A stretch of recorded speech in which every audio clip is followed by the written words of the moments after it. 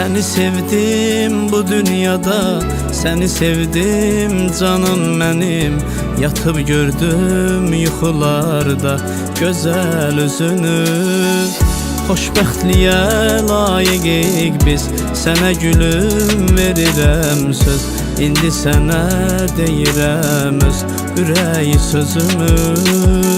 Sevgi dolu nəğmələr, sevgi dolu nəğmələrdə, sevgi dolu gecələrdə, gökyüzünə ulduzlarla adın yazılıb. Elimi tut əllərinlə, gözümə bax gözlərinlə, ürəyimdə sevdiğim bir kadın yazılıb.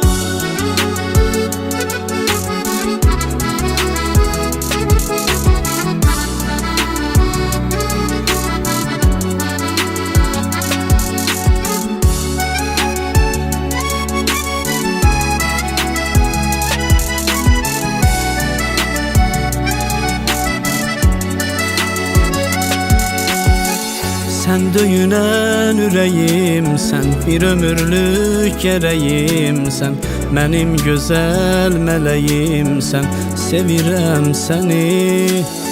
Gözlərimdə yalnız sənsən, nəfəsimdə, qəlbimdəsən, istəyirəm ölənəcən, sevəsən məni.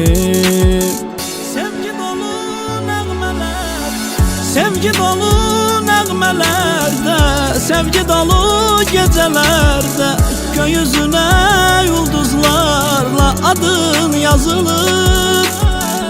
Elimi tut əllərinlə, gözümə bax gözlərinlə, ürəyimdə sevdiğim bir kadın yazılıb.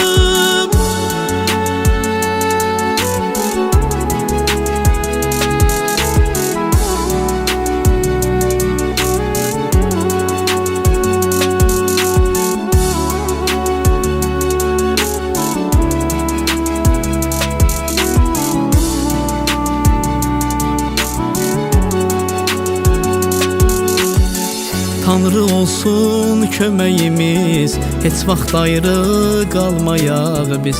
Bu üşüyən ürəyimiz eşqdən alışsın. Küləklərdə, yağışlarda, çiçəklərdə, buludlarda, sevgidən söz düşsə harda, bizdən danışsın. Sevgi dolu nəğmələr, sevgi dolu nəğmələrdə, sevgi dolu gecələrdə, gökyüzünə ulduzlarla adın yazılıb. Elimi tut əllərinlə, gözümə bax gözlərinlə, ürəyimdə sevdiğim bir kadın yazılıb.